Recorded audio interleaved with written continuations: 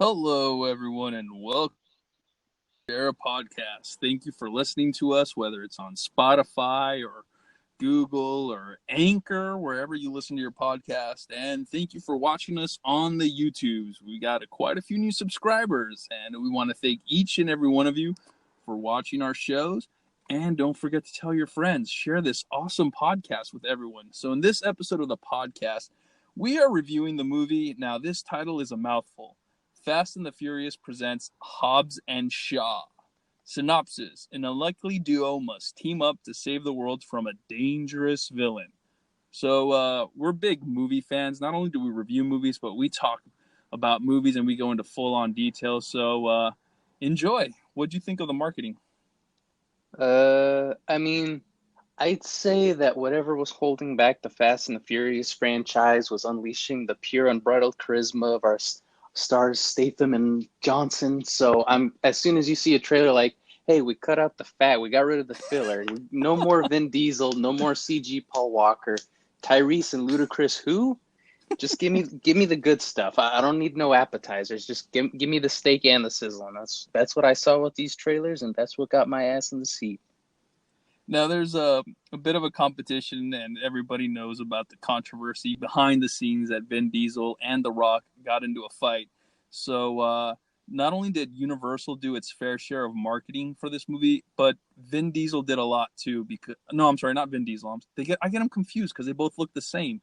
The Rock, the star of this movie, Hobbs, did a lot of his fair share of marketing because he does not want to prove, like, on his first own outing, that he's a bomb or a failure. And he's had quite a few misfires, or what is it, soft fireworks, for example. Name me one. For example, the Rampage movie wasn't as big as everyone thought it was. I love that movie. One of my favorites. Bought it on 4K Ultra HD. Skyscraper? Now name me a bad movie. I'm still waiting for you to tell me any bad movies. What about you made. Skyscraper? That one I loved it. It was great. Phenomenal. Die Hard in a building, I loved it. That's it. So if the marketing between the commercials and, the Super Bowl ads and I don't know, whatever tie-ins they had in billboards and radio and YouTube wasn't enough, there was another reason to get your butt into the seat, and that's the first trailer for the Christopher Nolan movie. I already forgot what it's called. Tenet. Oh, yeah. So it was like super teaser trailer. Like, as far as teaser, like, it was almost nothing. I think it was just a shot of the star's face for like a couple seconds, and then that's it. Well, everyone, you're in luck because today you get a two-for podcast. Not only are we reviewing Hobbs and Shaw, but we're also doing our reaction review of the Christopher Nolan trailer. So, yep, you're right. This is the definition of a teaser. We see our star behind a glass, and then slowly this bullet, like somebody tried to take a bullet shot and hit the glass. So it slowly starts to be revealed that there was like a bullet shot at the glass. Not a bullet hole because the bullet didn't penetrate and kill our star. Are you excited for this one? Yeah, sure. Christopher Nolan can do no wrong, even when he screws up Interstellar or whatever people didn't and like. And the other one, Dunkirk. Dunkirk, yeah. Wait, is it Dunkirk? I thought it took place in France. So it's Dunkirk. No, it's done. Yeah, it's fine. You're fine. I'm whatever. I don't know how French people talk. Because you made it sound German, like, oh, it's a World War II movie, so it must take place in Germany. Well, didn't they win? I thought they won the war. They won the war by retreating. To future victory. It's the literal thing about, what is it called? Advancing by going backwards? It's supposed to be a metaphor. All right, so enough about the marketing. Everybody loves marketing up to a certain point, then they failed. Now we want to know about the story. So tell me about the story. Did you like it? Did you not like it? What'd you think? I'm going to say the story is the least interesting part of these movies because they're all, like, generic and stupid. Like, MacGuffin, be it virus or all-seeing satellite dish or DVD players, there's always something that's there to be stolen. So you come for the spectacle of the big dumb action scenes, and you come for the banter between our stars and the forced romance between the leads who have no chemistry whatsoever other than they're both pretty. Yeah, so all the good stuff you come to see a Fast and the Furious movie. So you're right. This borrows a lot from other movies. So this is about taking something that already works, that has been done before, and then just trying to do something in it. This is pretty much you have to steal the virus. What is it? The villain steals the virus, or the hero steals the virus, or the unlikely hero steals the virus? Because it's something that we've seen in Mission Impossible 2. Did we see it in Mission Impossible 3? Well, they never explained what the MacGuffin was in Mission Impossible 3, which is technically the point of Mission Impossible 3, I So you, guess. It's been a while since I seen it, but so you got sure. this. I wouldn't call it straight up steal the virus, but it's the steal to So you something. got this virus, just like in the movie Outbreak, World War Z, and 100 other movies. But what And 101 Dalmatians, that's right. but what makes this story unique compared to what you've seen before, it's the chemistry of The Rock and Jason Statham. It's like, two guys that don't get along, they're gonna be in the same movie, and in the beginning they're gonna fuck it up and they're not gonna be able to do their job, but in the end they have to realize they have to put aside their differences and work for the greater good. Now, even that trope is pretty tired. Like, oh, get it? They don't work well together. How could this possibly work? But I mean, like I said before, they're both great and charismatic. You got the dry British wit charm of Jason Statham, and you got the larger than life.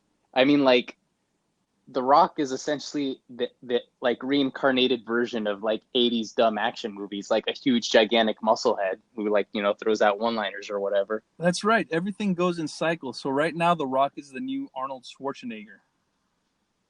Pretty much. He might even be bigger than the guy. Now, going off of this story, not only do you have the virus, but can we mention this? A secret organization? Isn't there always a secret organization? Isn't Kurt Russell from the other movies part of a secret But organization? these are the bad guys. So this is pretty much like you're watching Quantum of Silence, the James Bond movie. So Oh. Quantum of Solace, or what was the one after Quantum of Solace where Batista played Oddjob, where it was the real Well, that's two after, because it Spectrum? was Skyfall, then Spectre. Yeah. So you got this secret organization that just has their hands on everything. Now, okay, so they borrowed the virus storyline from 100 other movies. They borrowed the secret organization from the James Bond movies. Could they borrow anything else? Yeah, Black Ops 3, right? Call of Duty, the video game, Black Ops 3, about enhancing soldiers. Well, I mean, Black Ops 3 didn't do it first. If you want to go back further, you could say Crysis or, I don't know, maybe Doom or some shit. I don't know. Halo. There's tons and tons of video games that have the superior genetically enhanced super soldier or whatever. But in those things, the good guy is the enhanced soldier. In this one, the bad guy, Idris Elba, is the genetically enhanced soldier. Well, I mean, it's everything. You're only comparing it to what your feeble brain understands. But yes, if we're going to go by your logic, yes, it ripped off the thing you know. All right, so how many things have they ripped off so far in this movie? I can't think of a single thing they haven't. Okay, so then what else is popular right now that they ripped off? Game of Thrones? Fortnite. No, Game of Thrones isn't popular anymore. Chernobyl, TV show on HBO. Ever heard of it? Yep, they have a whole scene that takes place in Chernobyl. You got the power plants and down to the ending too, right? Down to the ending? The power plant blows up. Well, I mean, seeing how you never saw the show, I'll say yes in your non-existent knowledge of the show. Yes, the power plant does blow up. No, they ripped off everything in this movie, but hey, we'll give it a pass. Anything else you have to say about the story? No, I think we're good. How many times can we say that this movie is unoriginal and uninspired? Hey, but don't forget, this movie had a very strong political message. Yeah, good. It talked about gun control. Mama Rock, if you've seen the trailer or the movie, Mama Rock, The Rock's mom, throws all his guns away. Guns are bad. Yeah, but you took it too as like, hey, we're an old-fashioned society. We use sticks or whatever and slippers. and we use towels wrapped around our waist. Yeah, and barrels filled with explosive. All right, and then you also got the Me Too movement in this. So this is pretty cool. This is something I wish existed in high school. So now, thanks to the wonderful Me Too movement, now the guys don't have to make the first move. In this movie, the girl makes the first move on the guy. She kisses the guy.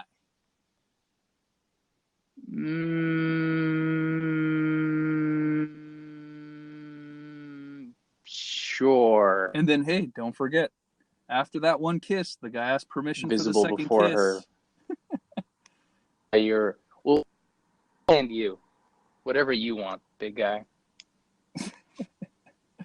And then what else? Was there any more political messages? Because I feel like this movie copied a lot of stories, so they must have added a lot of political messages besides two. I mean, I'm pretty sure you can pull more nonsense out of your ass if you'd like. Well, you're lucky I ate my fiber brand today because here comes another one. Climate change and how real it is. So you got the final act in the movie, and you've seen it in the trailer where The Rock is with his family and they're doing their Hawaiian Samoan chant, and it's really dark. And then you have like their battle that takes place, and it's day, it's lit well, plenty of sunshine. Then you have like the final boss battle, and that scene is taking place in the rain. So come on, you got like four different like climates going on in one moment. I would have told you to quit while you were ahead, but you were way behind long ago. So, yep, climate change. Yeah, so you It got your climate endangers change. us all.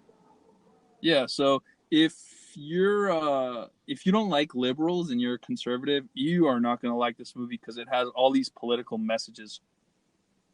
You are fucking up your review, and I'm going to tell you to knock that shit off right now because I have no idea what you're talking about.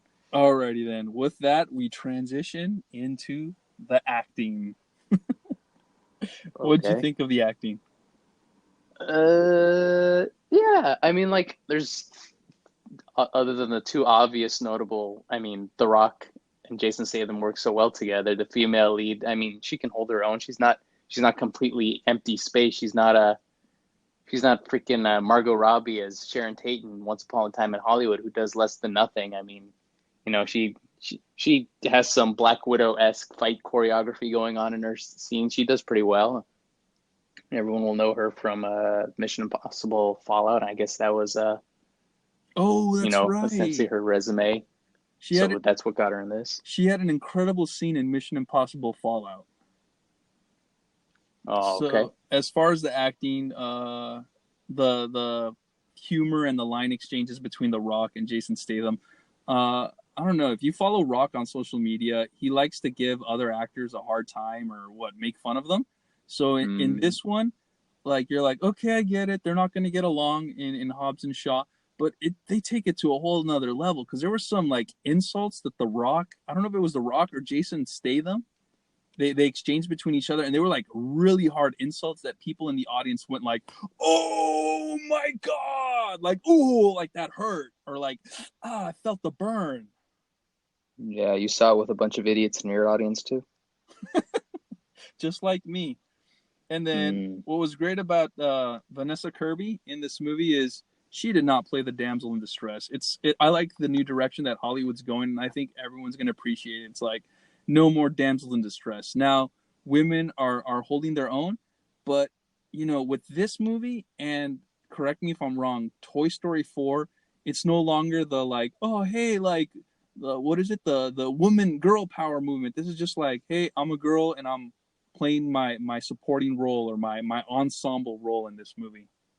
Yeah, this movie didn't, I mean, it felt pretty believable that she could carry her own, although it did seem pretty strange to see her in like military fatigues carrying a giant shotgun, and she's like, I don't know, 5'10" and like weighs like 120 pounds. And I'm like, I don't know why you're taking point in this military assault. Maybe you should hang back a couple spots and like let the 200-pound, 6'1" guy take charge. But okay, we'll go with this logic. It And wasn't obnoxious, but it was like one noticeable detail I had. and another thing about the acting, which I'm going to include the action and the stunt in the acting part, because each actor had their own style. Like The Rock, his style was brawler, and he used his strength. And then you had Jason Statham, who's more of a martial artist. And then you had Vanessa Kirby, who had more of a mixed martial art. She had like a blend of karate with grappling techniques. Mm-hmm. So, what do you think about those different styles? I mean, it had to be fun, right? That each actor brought their own style of fighting, and it wasn't like, oh, that looks identical, or that's the same. Yeah, it helped to keep the flow of the action. I mean, because it's more than just fighting. I mean, sure, it has its fair share of fighting, and you can mix it up between the various fight styles. But then you also got the guns and explosions and all sorts of other fancy footwork that the Fast and the Furious franchise is known for. And then now we got to talk about the villain. Everybody wants to know, how did Idris Elba do? Well, let us know. Tell us. Well, I mean, he kind of stole the show. I mean, you know what you're gonna get out of The Rock. You know what you're gonna get out of Jason Statham, and Idris Elba. I can say he can do no wrong in whatever movie he's in because he played a fantastic villain, and he was just a ton of fun to watch. And for being such a stupid character of a genetically enhanced super soldier guy that like comes out of nowhere from the Fast and the Furious movies, which I mean they've been pretty ridiculous, but they haven't been a Marvel movie yet. I mean, he fits right in, and it makes enough sense, and you don't care, and you just enjoy watching him on screen. Yeah, he was the definition of a cool bad guy. My only complaint with him is that they gave him really bad lines to deliver, but with his coolness, he made it work. I mean, for example, I have here, or I don't know if you want to mention some of his bad lines, or should I?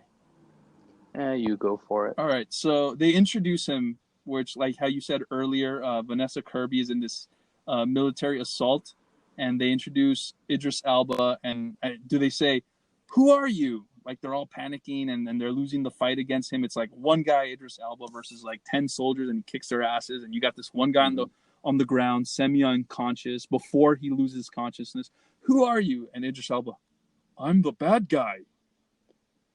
Kind of lets you know what you're in for. It kind of like lets you know, hey, this guy doesn't take himself seriously. Expect to have a good time. You know, yeah, he'll be the villain, but you'll enjoy watching him on screen. Or like the movie won't drag every time he's on screen. Instead, it's watching like, oh, the lighthearted romp between Statham and Rock. You know, at least you know you won't cut away to a snooze fest. It's like, this guy's gonna be fun to watch too. I don't Yeah, mind his Thanos-esque plot quest or whatever.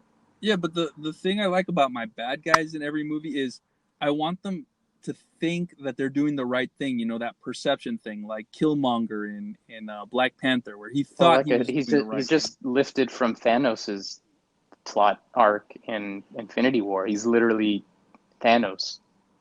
But Thanos thought he was doing good. He's like, I'm gonna help this. Well, I'm gonna save this Idris ungrateful Elba thinks he's universe. working for a good organization. And there was like another bad line here, something that just I really complained. This is like typical 80 movies, and I think we saw it a couple times in the 90s. I could think of Spider-Man, the Sam Raimi first movie, where the Green Goblin tries to convince Spider-Man to join. So you have this movie where the bad guys, not Idris Elba, but the secret organization that he works for, wants The Rock and Jason Statham to join. And then you got Idris Elba, who's like, they're not going to join. And like he's supposed to be this brilliant villain, and he lists all these reasons why The Rock and Jason Statham won't join. And the bad guy's like, yeah, but I still want you to try. So this is the part where like they lose a lot. The bad guys lose a lot, and the good guys are winning. And then like Idris Elba's like, see, I told you they weren't going to join. And that's just like one of those things that just made my head hurt. Eh, yeah, I guess. I mean, you could argue it was like a waste of screen time or whatever. It's like we got to convince the good guys, and you're like, you're watching this, and you know there's going to be seven more Hobbs and Shaw sequels, and you know they're not joining the bad guy. But like, I don't know, maybe they needed to pad out the 2.5 hour runtime. I couldn't tell you what the point of that was, but hey, it was in the movie. It didn't bug me, but it was kind of a noticeable detractor, I guess. And then maybe for that one person asking who's watching our podcast or listening to it, watching on YouTube or listening on Anchor, Spotify, what have you, how about, what's her name? Isa Gonzalez or Eliza Gonzalez? Yeah, it's like four vowels in a row, so it's I don't know. EIZA. Yeah, so yeah, I wish we could say more, but we're out of time. We got to move on to the next section, which is directing. And we include a lot of Wait, stuff. why'd you bring her up? You just brought her name up for no reason. Oh, because we ran out of time. You know, if we had more time, I would talk about her. But I don't know. You're running out of time. Now we're wasting more time because you brought up a topic and then dropped it immediately. and hence lies our humor. Thank you, everyone. Thank you. We'll be here What? next week What are you with another. talking about? That's part of the I still joke don't. that we bring up What something joke? and we don't mention it. I don't think that's a joke. I think you're just doing things. All right, so okay, since you insisted, Yaya Gonzalez, she was the fake Michelle Rodriguez. I think when she did her scenes, she must have watched a couple of Fast and the Furious movies, and she tried to copy Michelle Rodriguez, because she even had the voice down to the scruffy voice. She's like, "Hey, yeah," kind of like Michelle Rodriguez has her voice. And Really? That sounded like Vin Diesel. oh, well, okay. So moving on, her role in this, she's featured in the posters, right, and in the trailer. Yeah, she's featured. But her Sure. role is actually pretty much a cameo.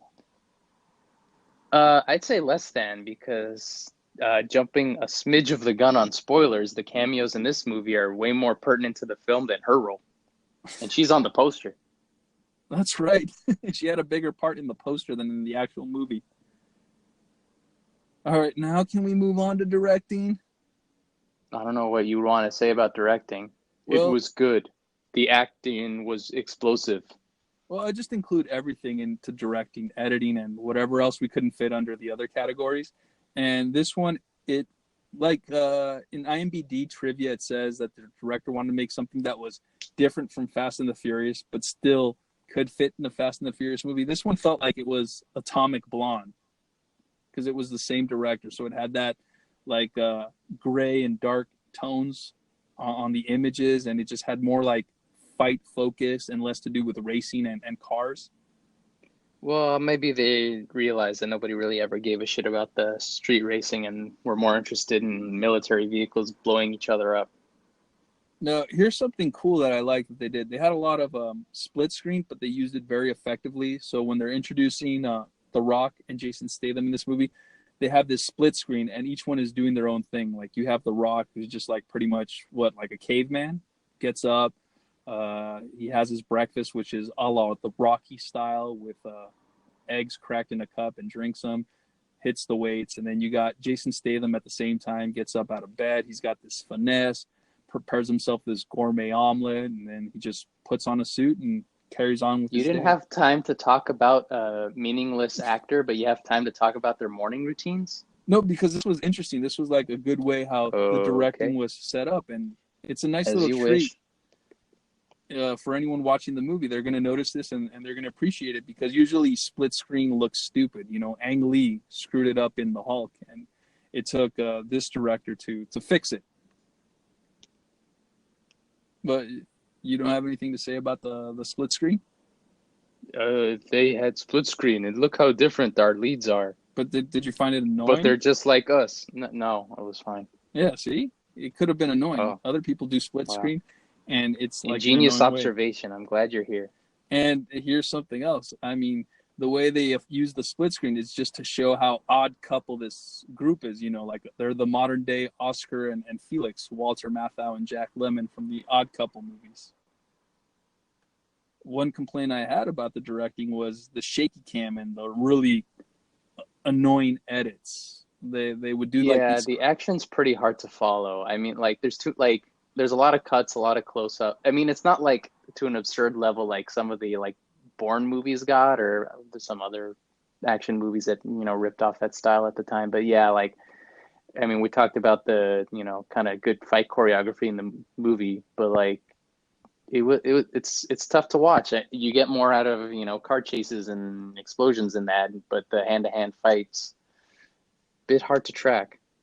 Yeah, before you would get a headache or before you would get dizzy, they would move past that. So it's just something that's really annoying to your eye, and I wish Hollywood wouldn't do that. I thought they were past this, and they're starting to bring it back. Well, I mean, even like the Rock, you'd argue is an experienced fighter because of his background in wrestling. Jason Statham's done many action movies. I think maybe he's even done some martial arts. So you'd think he would have some kind of background in fight choreography, or he'd be able to do that. But and maybe whoever the female lead was, like you'd think, okay, we're doing quick cuts to hide her because like she's never fought a day in her life. But like, yeah, everybody, it's like every action scene, let's just quick cuts and shaky cam, even when it doesn't need to be. And it wasn't pretty to watch. Yeah, there were some really basic fight scenes, and they just overcomplicated it with the shaky cam and the bad edits. Yeah, I mean, there were some times where like, hey, there's a bit like this. There's not more than 2 frames in this shot. You got like, oh, he's fighting 2 guys, and they'll do a bit of a back and forth, but like the camera's whip panning so fast that it's hard to like keep track. It's just like stay focused for, just have it be wide and have the camera like steady just so I can see some of the fight choreography and, enjoy it in that sense. But no, you have to shake everything and every 3.5 seconds, cut to something else just so the audience can be distracted from bad fight choreography potentially. I don't know. Now, I wonder if maybe this is an example of what happens when you give your certain scenes to the second unit instead of the primary director, because you have the opening action scene or the first action scene, which introduces The Rock and Jason Statham, and that pretty much the camera is leveled. It has very few cuts. And then as you get later on into the movie, you got like these smaller action scenes, which would be The Rock fighting like one person or two, Jason Statham fighting multiple people, and it's just cut, edit here, edit here, edit here. Yeah, I always get the sense that like their openings, there's like always one scene in these movies that like they work really hard and polish up real nice so they can like this is like the the scene they show to investors to like get a budget going or whatever. And it's like, here's this beautiful polished scene and everything looks great. And then, oh, we're running low on budget and we're running close to our deadline. So let's just quick cut everything else. And who cares? We just play some loud music and no one will give a shit. So that's what I get the sense is like, there's always one scene that's like, oh, why isn't the rest of the movie like this? And yeah, I can say the rest of the movie, not as well polished as that like initial sequence. Now, based on everything we said, what's your recommendation for this movie? I mean, the purest definition of like summer popcorn blockbuster is just, just tons of action, all of it nonsensical and meaningless, but fun nonetheless, and just huge explosions. You get your money's worth. You're sitting in that nice, cool, air-conditioned room. Maybe you're going to one of those premium movie theaters where you can get a buzz on, get a couple of white wine spritzers going, have yourself a good time at the movies. This is what these Fast and Furious movies are the definition of. This movie has too many plot holes, and you just have to turn off your brain. In a good way. My recommendation for this movie is see it when you get a chance. If you don't have time to see it in the movie theater, you don't have to rush out and see it. But whenever you get a chance, whether it's a matinee at the movie theater, renting it, Netflix, or waiting till it comes down on video, see it when you get a chance because the action scenes are fun to watch, even though they're not well shot. Some of them. Others are. Some of them aren't well shot. The humor here is awesome. The burns in this movie. But the best part, the most exciting part, is the cameo. The cameos steal the show. They literally steal from the main guys in the movie, and it pretty much becomes like, oh, it's no longer a Hobbs and Shaw movie, but now it belongs to the cameos. Before we reveal the cameos, I just had this thought, like, maybe this is what the Fast and the Furious movies were always meant to be. Like, maybe it's not like the Fast and the Furious movies that people want to see anymore, but it'll be like these Hobbs and Shaw movies where like, just like dumb action, and a lot of like, just like big laughs from just like cameos, or like you bring in more interesting talent because like just the cameos based on the cameos alone, I think I'm more interested in the cast of a Hobbs and Shaw movie than I am for like Fast 10 or whatever the hell the next Fast and the Furious movies coming out is. Oh, yes. I like that point that you brought up because that's the way it started to go, where I think it was Fast 8 and Fast 7. It was more, hey, we're working for the government. We're spies now. And then in this one, it's like, yeah, we're spies, but not your typical spies. So it's pretty much what I guess Triple X was supposed to be, the ultra cool spy, the not James Bond. Poor Vin. At every attempt he tries, The Rock just usurps him. Now, here's something cool that I like to talk about in the recommendations. Sometimes I forget, sometimes I don't. It's the end credits. Now, the story ends, and they're going through the credits. Definitely stay for the mid-credits scene. It's very funny, and you'll enjoy it. And well, there's like 2 mid-credit scenes. Okay, there's 2, and then there's the one at the end, right? Right after the credits roll, there's the one at the end. Mm-hmm. Now, my recommendation is you don't have to stay for that one. That one seems like it was like a leftover. It was like unnecessary. But what do you recommend these people? Yeah, if you're already going out to see the movie, might as well get your money's worth and just stay through the whole shebang. Okay, so you also enjoyed the final tease at the end. I mean, no reason not to. What, you're gonna wait 6.5 months until it comes out on digital or VOD, or waiting a couple of weeks before you can torrent it? Alrighty, everybody. So we just got through the whole movie. Now we're getting into the spoilers. So if you don't want to be spoiled, pause this podcast right now. Go watch the movie, come back, and continue. And those of you that already saw it, way to go. Now we can get into the spoiler zone. And the other ones, it's like, come on, people. Are we really going to spoil Hobbs and Shaw, a Fast and the Furious movie? Spoiler section starts now. Okay, go. Yeah, I mean, like, I don't need Vin Diesel in these movies anymore if Kevin Hart can just be in all of them now. Like, I mean, I'm not the hugest fan of Kevin Hart, but I mean, he does bring a certain charisma. I mean, sure, Jumanji 2 looks like crap, but I guess I'll still see it. Just put Kevin Hart in more shit with The Rock. All right, so Kevin Hart, you just revealed, was one of the cameos and He steals wasn't the even the show. best cameo. Oh, what? More than one cameo in this movie? Tell me about the other one. Yeah. Oh my God. And I couldn't wait. As soon as they showed Helen Mirren, I was like, about damn time she gets her spotlight on. She gets her own movie, own Fast and the Furious movie. She's gonna be the that fake Sony Spider-Man universe, cinematic universe. It's like, oh, Aunt May's a spy. Well, nuts to that. How about Helen Mirren as Jason Statham's mom in World War I or whatever? Now, what I love about Harry and Miriam in this her cameo, Interesting. That's a way to pronounce your name. what I love about her is that why is she in these movies? It's because Jason Statham is such a bonehead. Because they couldn't get Judi Dench. No, it's because Jason Statham is such a bonehead. He can't get along with his family, and it's like Helen Miriam's job to guilt him into getting along with his family. In the first one, it was like his brother. What was it, Luke Evans? Oh yeah, where was he in this movie? Spoiler: he's not in this. Isn't he still in the hospital? I don't know. It was weird because there's a line in the movie where like Jason Statham says, "I was forced to kill my own brother," and I'm like, "Wait, you killed Luke Evans?" But I guess he was talking about Idris Elba. It's hard to quantify what's going on in this movie because I don't think the writer really cared. Hey, what if Luke? Like Fast 8, Jason Statham and his brother on a plane. What if Luke Evans got left behind on the plane and just the plane is orbiting the Earth and he's still on it? Well, I don't think that's how planes work because eventually it runs out of fuel and then it's got to hit the ground at some point. Well, there you go. He killed his own brother because he left him behind and the plane hit the ground. Mm-hmm. And so he guilt him in the previous the mom guilts Jason Statham in the previous movie to fix the relationship with his brother, and then now in this one she guilts Jason Statham into fixing the relationship with his sister Vanessa Kirby. And that's what makes a good movie when you have more than one cameo. What else do you want to mention? That's it. Nothing else. That's it. There were only two. Those were my two favorite cameos in the whole movie. Wait a minute. The way you said it sounds like there was more than two. I don't know what you're talking about.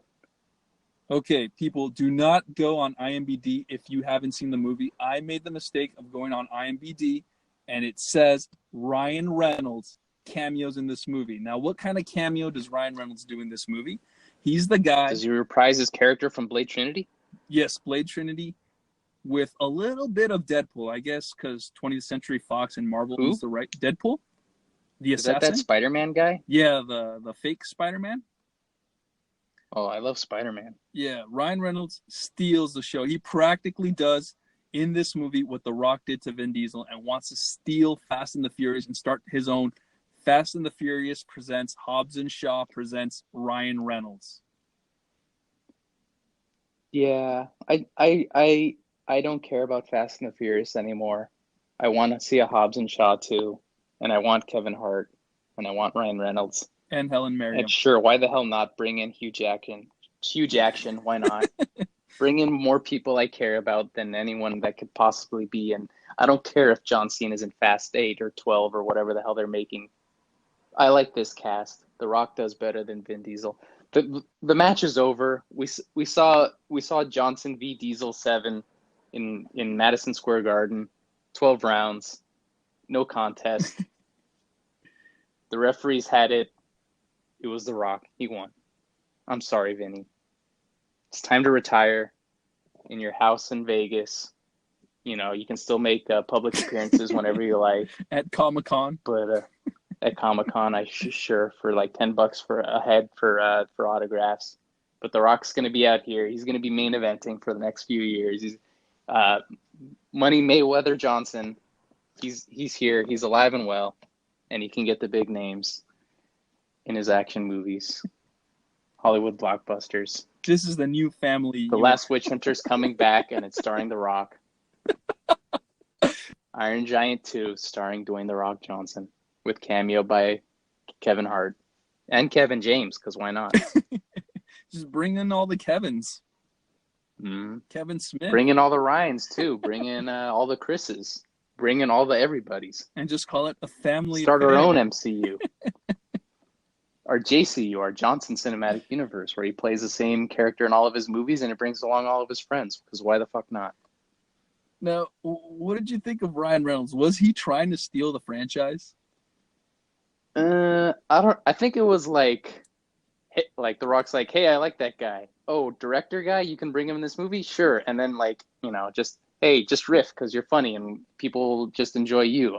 I'm no drama queen like Vin Diesel. I'm not worried about people usurping me because it's me. I'm The Rock. People actually like me. And so Ryan Reynolds can do what he wants, but they'll still come back for Dwayne Poo, Dwayneykins. That's true, because Ryan Reynolds has a cameo in this movie, but his cameo is extended to like what? 4 scenes, and they're major scenes, really important scenes. Well, he makes them important by just by sheer presence. Not only sheer presence, but he's the one that organized the operation. He brought in Jason Statham and The Rock together. He's like, hey, we got this crisis. Yeah, but that could have been relegated to a nobody. I mean, like, you could literally just have like some like generic looking agent looking dude, and he'd do the exact same thing. But like, just by having Ryan Reynolds deliver that performance, he forces himself to be a bigger part of the movie than the character originally written could have been. And what's funny about this is I was watching a YouTuber review this movie, and he's like, oh, and then you got this cameo, and it's the one that brings everybody together. So when I was watching this YouTube, cool, so you have a Kurt Russell cameo, and Mr. Nobody's going to come in and tell these guys about the operation. And just the way they put in Ryan Reynolds into this movie, it was perfect.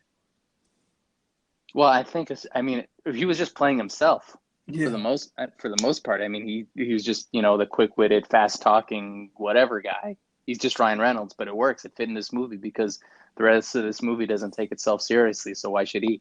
I mean, there's literally a scene of him where they just had him shoot something after the fact where he's just by himself, and then he just probably improvised. I think the diner's closed because they shot him in a diner with no one else in there because they didn't get any extras. Because why the hell not? Yeah, I think that scene must have been filmed when everybody braked for lunch, and then Ryan Reynolds said, hey, director, turn on the camera. I got this funny line, and it's going to work well in the movie.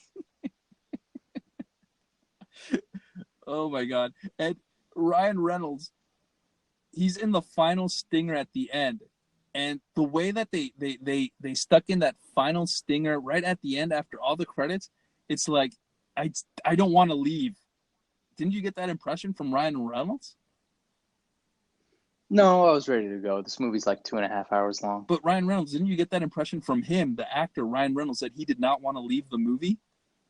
Oh, that he didn't want that. I wanted him to not leave the movie theater because I had to pee, so I had to go. But him, yeah, like I think he could be in the sequels of it. Why the hell not? No, but put him in more movies. I don't give a shit. I'm talking about the stinger at the end, the teaser. You felt like he didn't want to leave. Like if they didn't shut off the camera. What you're talking about, but sure, he didn't want to leave. I wanted to leave. And I was ready to leave. My bladder was full. And the executive was like, "Hey man, we got to finish this production. Like, one more scene. Come on, one more." Just like the proper version of when you're ad-libbing scenes where, you're actually getting good takes out of it versus like some kind of, what's that? He ruined Ghostbusters.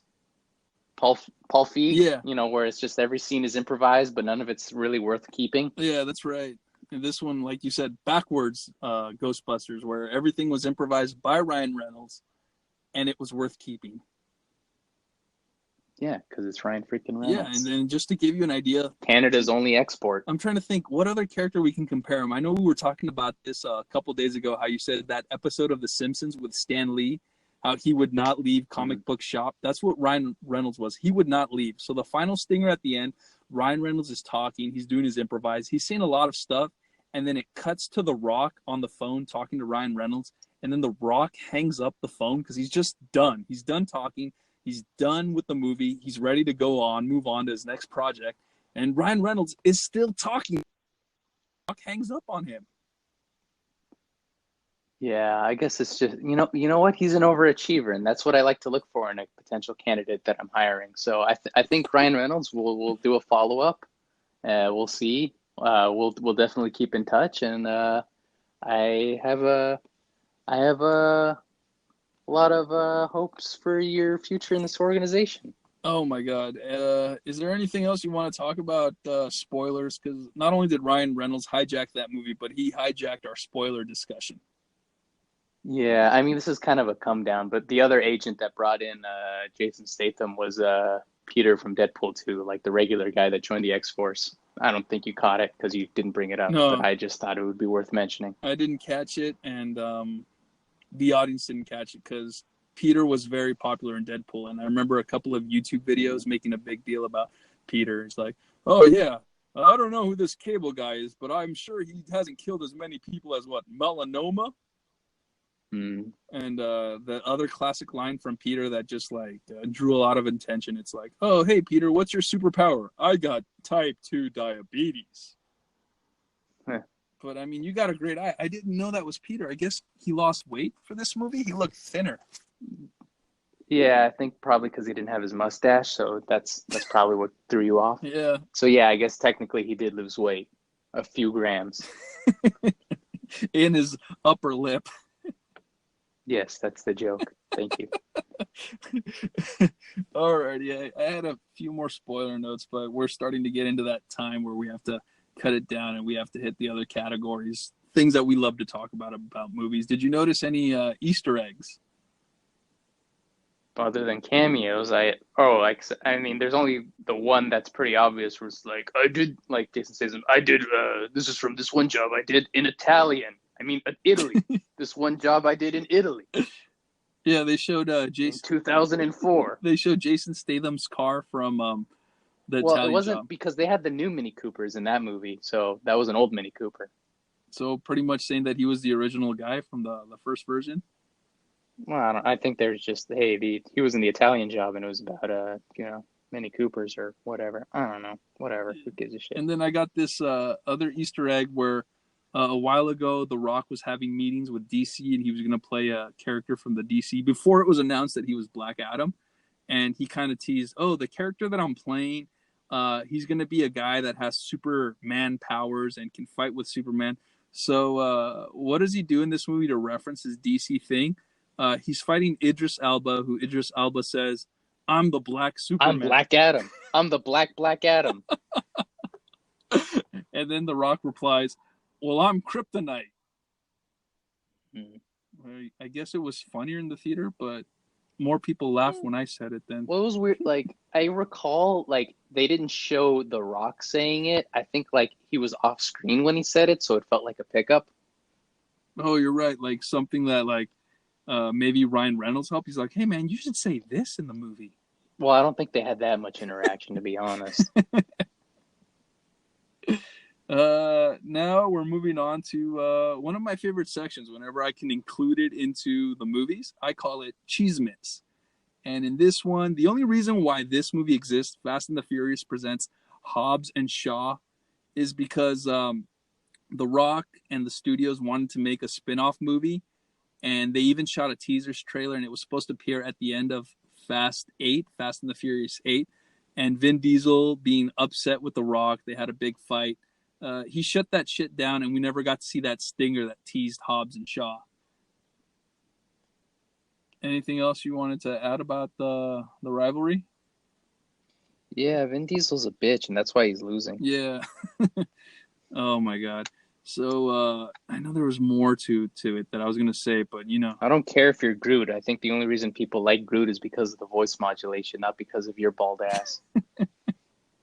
Literally anyone could play Groot. Hell, The Rock could play Groot. and not only is And probably better too. not only is Then Groot would raise his one eyebrow or one branch, I mean. oh my god, I think even Vin Diesel steered The Rock into DC. That's why. Oh yeah, Vin Diesel does the eyebrow. I mean, fuck. Not nobody. The Rock does the eyebrow thing. There's your dumb Easter egg. Yeah, that Back to Easter eggs. He does the eyebrow thing. Okay, back to whatever segment this is. cheese man. Yeah, so Sure, Vin whatever. Diesel is losing big time because his movie Fast and the Furious Part 9, the next one that's supposed to come out, got pushed back because the studios wanted to focus more on completing this movie and releasing it, and they pushed the release date further on Vin Diesel. So now Vin Diesel, like you said, is starting to be forgotten. Yeah, I mean, what else does he have besides Fast and the Furious? I mean, The Rock can keep making movies all his own. Now that he's buddies with Ryan Reynolds, now he's going to be in Detective Pikachu 2 or whatever. Rock's going to keep making movies. Vince, I don't know. He can be on the off ramp, with the sign that says, we'll act for food, whatever. We'll star in your franchise for food. Mm-hmm. Yeah, Vin Diesel's got a bit of an ego, and Seemingly. he needs to be a little more humble because he started out from humble beginnings. Remember how he was just like this guy that people wanted to help out, i.e. Steven Spielberg, and created this whole character in Saving Private Ryan, Vin Diesel in it. Remember when he was too big for Too Fast, Too Furious because he thought that the first one jump-started his career, but I don't remember. What, did he make Triple X after that? Well, we saw how well that went. Then he was too big for Triple X franchise, and he went on to do something else. Yeah, family films. And then he was too big to make Pacifier 2 because he wanted to do something else. And then they did Fast and the Furious 3, Tokyo Drift, with none of the stars. They were so worried about the failing franchise, they begged Vin Diesel to come back. They even gave him the rights to his Pitch Black character, Riddick, just so he could do a little. And then he came back for a Riddick movie, and then he was too big to make the sequel for that because the remake sucked or the reboot sucked or whatever. Yeah, and he got Judi Dench in that, flexing his arm. It's like the only way he can be in a successful franchise if there's way more movies, way more actors in the movie to distract from the fact that he's in it, or if he's playing a CG monster. And then here's a little more about Vin Diesel's ego. So he has to fight the biggest guy in his movies, and he has to win. So in one of the Fast and the Furious movies, he's a criminal, and The Rock is a good guy. And Vin Diesel fights The Rock, who's bigger than him, has more fighting experience than him. And Vin Diesel wins. Mm-hmm. And then in Fast 8, Vin Diesel has to fight Giant Tormund Bane, and Vin Diesel wins. Mm-hmm. How many punches does he throw? 12. Make sure I throw 13. And make sure mine's the last one. And then the stingers at the end is me throwing more punches. Mm-hmm. All right. I think we hit all our talking points in this. Is there anything else you want to address before we sign off to these people? Nah. Just be more excited for Hobbs and Shaw 2 than Fast 9. Hashtag, we want Hobbs 2 before Fast 9. All right, everyone. Thank you for listening to our podcast, whether it's on the Anchor app, Spotify, Google Podcast, yada, yada, yada. Thank you guys for subscribing to us on the YouTubes, watching this on YouTube. Hit that subscribe button. See, I'm doing a little subliminal there by saying subscribe a lot. Encourages people to hit that subscribe button. Do we want people to like our video? I suppose that's supposed to do something algorithmically to something. Sure, do that. Yeah, so if you guys feel like liking us, like us. If you don't feel like liking us, hey, we're going to make another video sometime, and you can like that one. What? Even if you don't like us, click the button anyways, because I want to make money off of this. Even if you don't like me, I'd really like to supplant my income with this. Well said. Then we got social medias. The social media tags are somewhere on the screen. I'm really bad with keeping up on social media, but every YouTuber in their video says, follow us on social media. Keep up with us on social media. I don't know. What's your thoughts on social media? If you want to stay ahead of the game, you got to play it. Yeah, like That's what my grandma used to tell the me. only thing I post on social media is when we got our YouTube videos up or our what is it, our podcast up on Spotify. But other than that, Mm. we're really bad at like posting pictures and messages. I think it should be easy. You just like copy paste like an image from something, and then you force interaction in the comment section, like by throwing a question, like, "Hey, what do you guys think of uh, uh, uh, The Mona Lisa. overcast weather?" Oh, yeah. Spell out if you spell out in the comments anti-disestablishmentarianism without breaking the streak, then I might follow one of you back. Shit like that. Cool. Force interaction Yeah.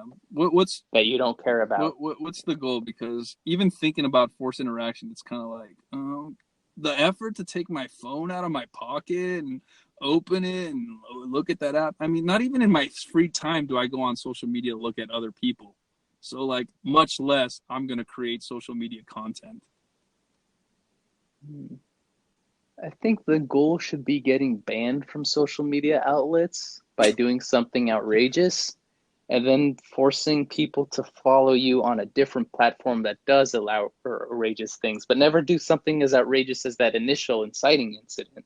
But still, you'd get the eyeballs from the first incident. And there you go. I think that's how social media works. You inspired me to get on social media. So follow us on social media so you could see that outrageous thing that is going to get us banned from these social medias, which is Twitter and Instagram.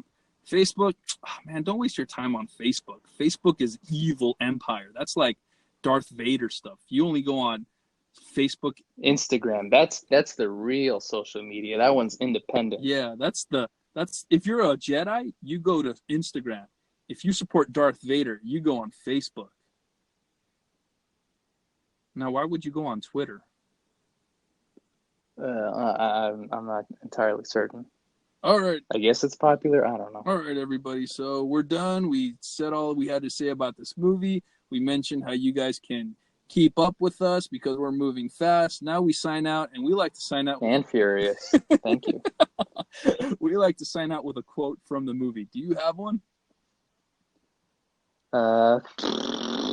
Don't cry in front of Mexicans. Oh wait, that was Once Upon a Time in Hollywood. I love that movie now. Let's see. Something. I was in the Italian Job. There you go. That's the line. Mine is I'm your kryptonite. I'm your Black Adam.